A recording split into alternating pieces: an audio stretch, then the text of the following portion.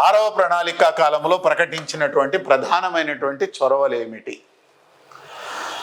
ఈ ప్రణాళికా కాలంలో 15/4/1980న 6 వాణిజ్య బ్యాంకులను జాతీయము చేసి బ్యాంకింగ్ రంగాన్ని అంతా కూడా జాతీయం చేసినారు. అదేవిధంగా 1981లో ఫారెస్ట్ సర్వే ఆఫ్ ఇండియాని స్థాపించినారు.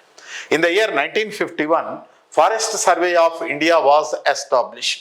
From then onwards, every 2 years one Forest Survey of India collected statistical data regarding forest coverage in the country.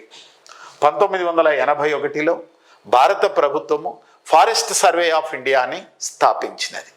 1981 నుంచి ఫారెస్ట్ సర్వే ఆఫ్ ఇండియా ప్రతి సంవత్సరం అడవుల విస్తీర్ణానికి ప్రతి 2 సంవత్సరాలకు ఒకసారి అడవుల విస్తీర్ణానికి సంబంధించి గణాంకాలను సేకరించి విడుదల చేయుచున్నది.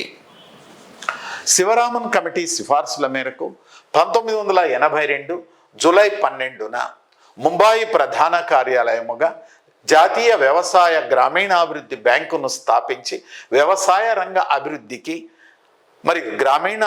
గ్రామీణాభివృద్ధికి అవసరమైనటువంటి నిధులను పరోక్షంగా ఆర్థిక సహాయం అందించడం ప్రారంభించింది.